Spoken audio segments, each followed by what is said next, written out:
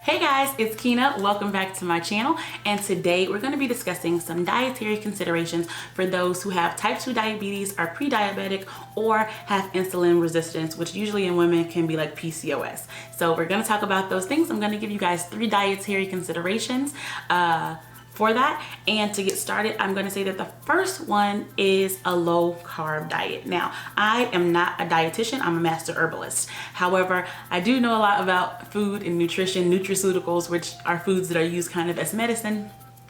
And if you have a dietitian, talk to them about it. They will have some great information, but I do want to give you guys some resources. So when we talk about a low carb diet, low carb is typically about 150 grams or less per day of carbs. Now, some people go back and forth about whether that's net carbs or whether that's just carbs. For the purposes of this conversation, we're going to talk about net carbs.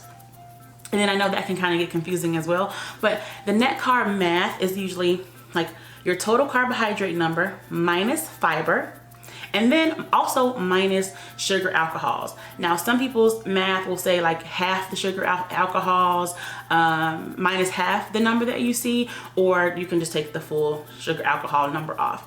Now, a sugar alcohol are things like erythritol, I think allulose. I don't think allulose is actually, I think it's a fiber. Allulose may not be a sugar alcohol, but it's, you know, it's a number that you would take out of the total carb count. And that's really it. So like I said, total net carbs is the total number you see on the back of the ingredients panel. I wish I had some food so I could show you guys a nutrition panel, but the total carb number minus fiber, dietary fiber, and then minus any sugar alcohols. So some panels will say just sugar alcohols, but some of them will actually say like in the ingredients, like which sugar alcohols they're talking about. And usually that's like erythritol. And monk fruit sweetener, all that kind of stuff is okay. It's usually doesn't have a glycemic spike. When we have monk fruit, stevia, things like that, all good. Try to stay away from like nasty artificial sweeteners. It's just my 2 cents. Like aspartame, sucralose, and there's another one. Just stay away from those. Those aren't really good for your body in general. But low carb, so 150 milligrams, I'm sorry, not milligrams, 150 grams per day of carbohydrate, net carbohydrate. You will notice a tremendous change in your energy, potentially weight loss, and all of your other kind of diabetic symptoms that you're starting to feel.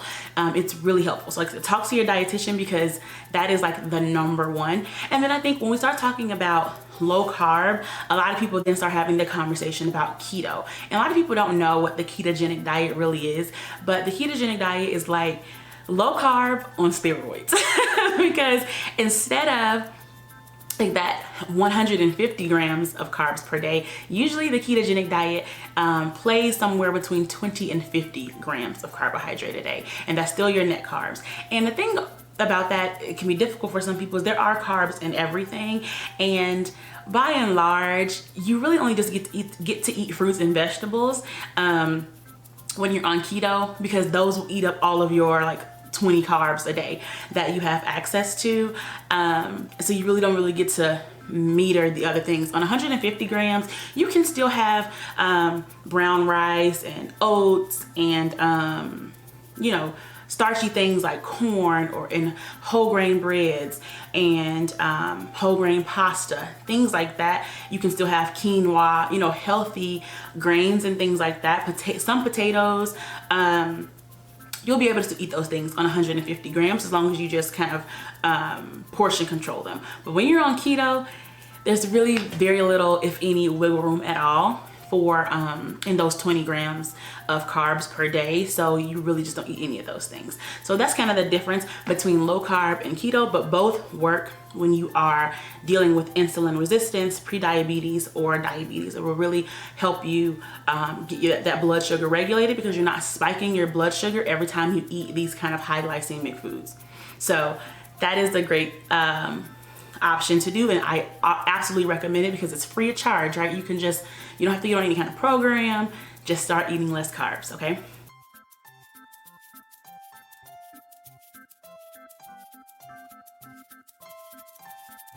And then number 2 is intermittent fasting. Now, you probably heard a lot about it. It's all over the internet. It's an intermittent fast. And all it really just means is to have a block of time where you just don't eat at all, and then there's a block of time where you do eat. And there's a ton of different ways to do intermittent fasting, so Google it. We're not gonna go through all of those today, but the most common one that people use is 16-8. So that means that you don't eat for 16 hours a day, and then you eat within an 8-hour window. So doing this helps your body become more insulin sensitive.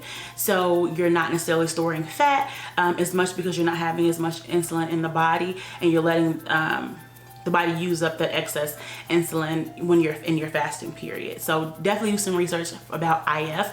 It's really simple for some people. I'm not a person who really likes breakfast, so you know, it's easy for me to intermittent fast between like 8 p.m. like the previous night, and just don't eat again until noon the next day. That's my 16 hours, because I just don't care to eat breakfast or in the morning anyway. But it's something, some people can do 12-12 to begin. Some people do 10-14. Do whatever works for you. But if you've never done it before, you will immediately see some really good like fat metabolism results, but also for sure your blood sugar. So try IF and then test, you know, if you're a person that tests your blood glucose, like test it, and then you'll see there's certainly some differences from doing IF. So that is a great option.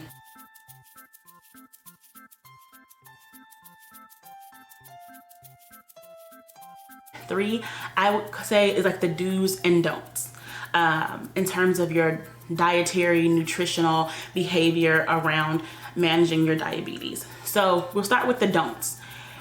As a rule of thumb, even if you don't have diabetes, it's a great idea to stay away from what, you know, a lot of people call the whites. And the whites are white bread, white rice, white potatoes.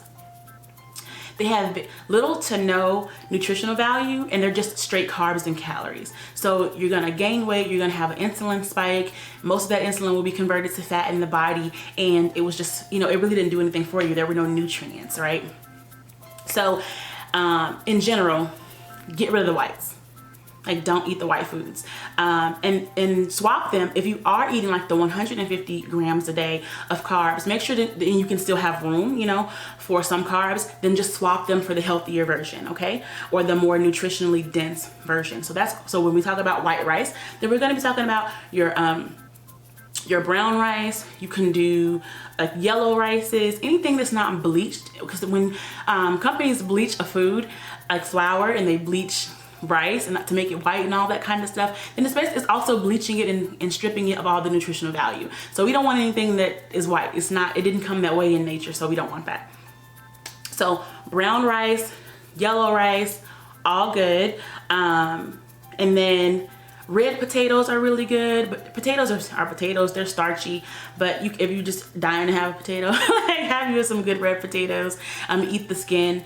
It's usually anything red, like in terms of fruits and vegetables, are usually really high in anthocyanins, which are great antioxidants. So eat those and eat the skin, but not the russet potatoes. Like, you don't need to eat the brown skin on those. And then bread.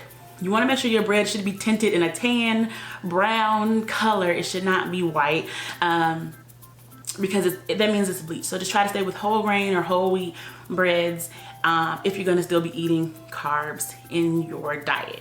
And then when it comes to some of the do's in terms of diet, there's certain like fruits and vegetables, not necessarily fruits, but vegetables in particular, and nuts that are considered actually anti-diabetic. So they actually have like hypoglycemic properties, or they help cleanse the blood of excess glucose, things like that, just naturally. So the thing is to like add those to your diet, and it should be pretty simple, because none of them are like crazy things that you can get them right at the grocery store. So like celery is a good one, spinach is a good one, cashews, if you like nuts. I'm not a big nuts person. Like, I like some, but not a lot. So, but if you like nuts, then start adding some cashews. Although cashews, I think, are one of the more like high sugar nuts. So be careful with that. But I don't know, weird oxymoron. Cayenne pepper is actually really good. garlic, and then oats. So if you're a big oatmeal person, or you like those like overnight oats and stuff like that, then hey, have at it, because those are actually really good for managing diabetes. Now oats again are going to be, they are high in fiber though, but they are going to have a carb load, so just pay attention when you're eating the oats. But those are my 3 dietary considerations for managing diabetes, pre-diabetes, insulin resistance, or PCOS.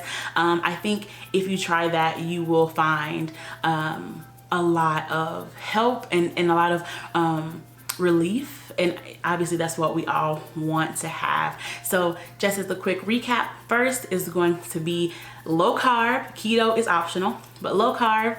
Number 2 is going to be to try intermittent fasting, whichever version of it that you like. And then 3 is making sure to keep up with the do's and don'ts for blood sugar. So no whites, meaning rice, bread, potatoes, and then incorporate those diabetic friendly, diabetic healthy vegetables and nuts like celery, spinach, cashews, and things like that. So I really hope that helps you. If you guys have tried any of those things, let us know in the comments so other people can see, you know, what helps you, and maybe it'll help them. And let us know if you try something and, you know, you feel better, your lab work looks better, and you feel better. So all right, bye bye, talk to y'all next time.